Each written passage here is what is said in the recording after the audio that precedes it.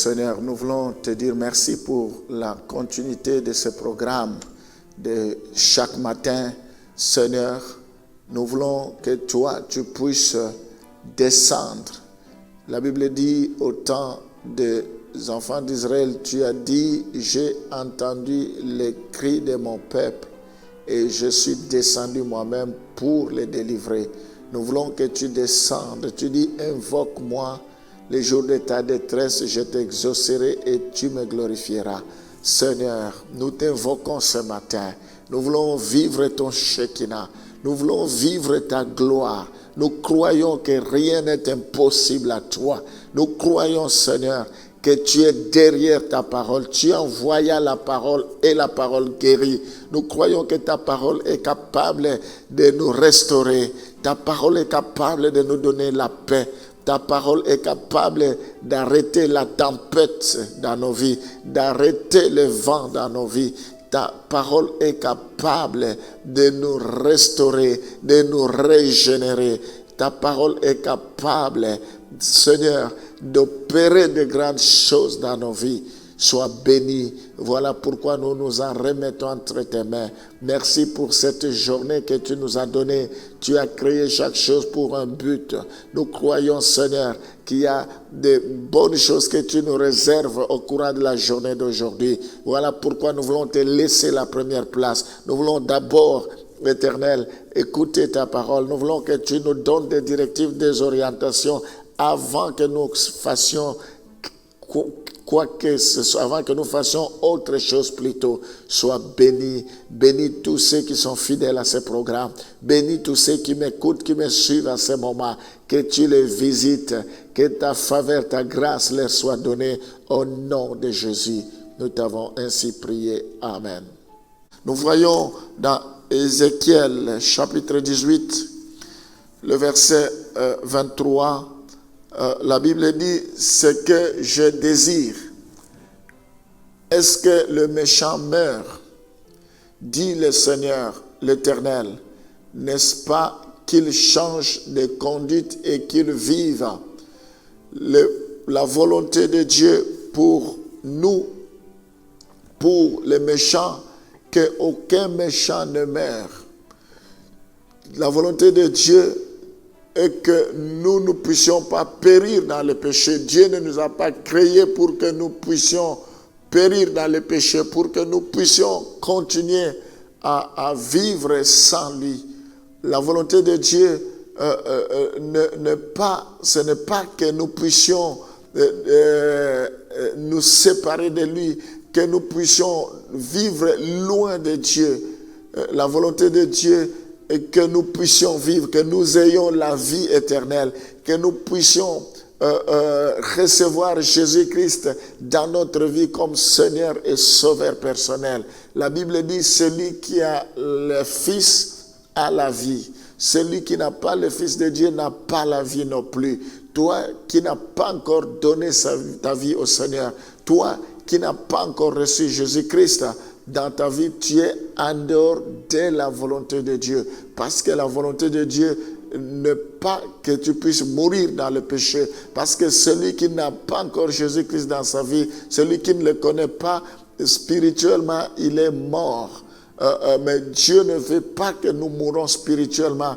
La mort spirituelle, c'est la séparation de l'homme envers son Dieu. C'est cet éloignement, ce manque de dialogue, ce manque de communication, ce manque d'intimité, ce manque de relation avec Dieu. C'est ça la mort spirituelle. Mais Dieu ne veut pas que nous mourons dans nos péchés. Moi, je ne suis pas là pour vous juger. J'aimerais vous rappeler l'attitude de Jésus quand on a surpris une femme en flagrant délit. Tout le monde condamnait cette femme. Ceux qui étaient là attendaient seulement que Jésus donne le feu vert pour qu'on puisse la lapider. Tout le monde lui pointait des doigts. Ça, c'est l'homme.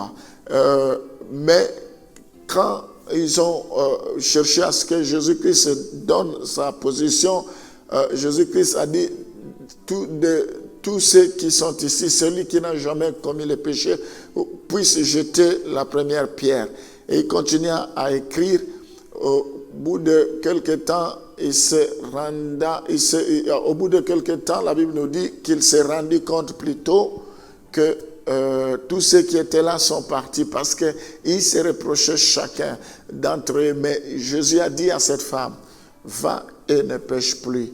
Jésus-Christ ne veut pas la mort des pécheurs. Jésus-Christ ne veut pas que tu meurs dans ta situation. Jésus-Christ ne te condamne pas. Viens tel que tu es. La Bible déclare que venez à moi vous tous qui êtes fatigués, chargés, et je vous donnerai du repos. Peut-être tu es fatigué par tes problèmes. Peut-être tu es dépassé. Peut-être tu ne sais pas comment t'y prendre. Viens à Jésus-Christ. Il t'appelle tel que tu es. Il ne veut pas que tu puisses aller en enfer, que tu puisses rater la vie éternelle. Il est venu pour que ce brebis ait la vie et cela en abondance. C'est ce que ce verset nous dit. Dit le Seigneur l'Éternel, n'est-ce pas, qu'il change de conduite et qu'il vive. Ce que Dieu attend de toi, c'est que tu viennes à lui. C'est ça la volonté de Dieu. C'est comme l'enfant prodigue, malgré qu'il s'était rebellé, malgré qu'il était parti loin de son père, qui est l'image de Dieu, mais il avait toujours, son père avait toujours les bras ouverts. Son père avait toujours l'espérance que son fils reviendra. Et il était prêt à l'accueillir à tout moment, quel que soit ce que cela pouvait le coûter. Donc c'est comme ça notre Dieu. Il nous aime tel que nous sommes, sa volonté, et que nous ne puissions pas mourir dans le péché. Il est trop tard. Pour ceux qui disent qu'il est trop tard, avec Jésus, rien n'est trop tard. Aujourd'hui, la Bible dit, si vous entendez ma voix, aujourd'hui, n'endurcissez pas votre cœur. Tu peux donner ta vie au Seigneur maintenant si tu ne l'as jamais donné. Il dit, voici, je me tiens à la porte et je frappe. C'est Jésus qui le dit, la porte c'est notre cœur. Quand nous écoutons sa parole, c'est lui qui frappe, c'est lui qui nous parle. Il dit, si vous ouvrez, j'entrerai. Si nous ouvrons notre cœur, si nous acceptons qu'il entre dans notre vie, il entrera, il soupera avec nous, lui avec nous, nous avec lui. C'est-à-dire, c'est son souhait de venir habiter dans notre cœur.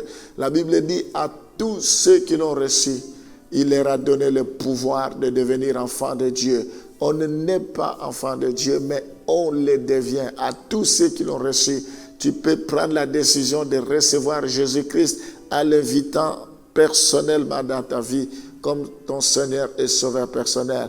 Il faut juste que tu reconnaisses que tu es un pécheur, que sans Jésus tu ne peux rien. Tu lui demandes pardon, il va te pardonner de tous tes péchés et si tu lui demandes de venir, il viendra habiter dans ta vie et il sera ton Seigneur et Sauveur personnel. Il va effacer tous tes péchés et il te donnera la vie éternelle. Voilà la volonté de Dieu pour toi. Nous allons prier pour ces deux choses. Éternel Dieu Tout-Puissant, ta parole déclare les projets que tu as pour nous sont des projets de bonheur et sont des projets de paix et non de malheur, afin de nous donner un avenir et l'espérance.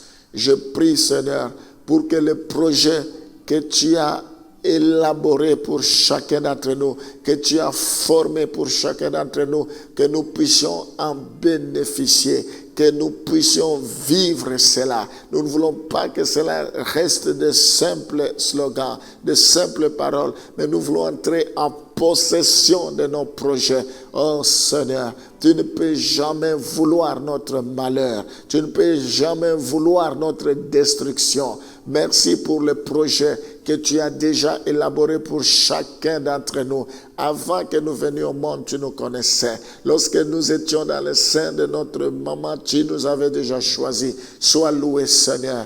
Je prie maintenant pour, la Bible dit, dans un deuxième temps, que ce que tu désires, ce n'est pas que les méchants meurent. Je te recommande tous ceux qui m'écoutent à ce moment, qui ont pris la résolution de te suivre, que tu leur fasses grâce. La Bible dit, tu ne fais acception de personne. Je prie pour tous les méchants, ceux qui ne te connaissent pas. Seigneur, fais-les grâce. Personne ne peut venir à toi s'il n'a pas été attiré par toi, Seigneur. Personne ne peut venir à ton Père s'il n'a pas été attiré par toi. Je prie pour que tu les visites. Je prie, Seigneur, pour que tu leur parles d'une manière ou d'une autre, que tu les interpelles. Tu ne fais acception de personne, tu ne condamnes personne. Tu les acceptes tels que tu es. Fais-les grâce. Répands ta grâce dans leur vie. Là où le péché abonde, ta grâce surabonde. Je prie pour que ceux qui ne te connaissent pas puissent te connaître dans le nom de Jésus. Enfin, je prie, Seigneur, pour chacun de tes enfants, que les portes s'ouvrent dans leur vie. Ce matin, que tu ouvres les portes, j'ouvre toutes les portes qui étaient fermées dans leur vie. Au nom de Jésus, les bénédictions qu'ils attendent, qui ne viennent toujours pas, je prie pour que le ciel leur soit favorable, que leur vie soit arrosée maintenant. Je leur fais entrer dans leur destinée. Au nom de Jésus, j'appelle dans leur vie ce qui n'existe pas comme s'ils existaient. Au nom de Jésus, recevez la faveur et la grâce de Dieu ce matin. Que votre chemin soit banni, soit aplani par le Seigneur. Soyez bénis au nom de Jésus. Amen.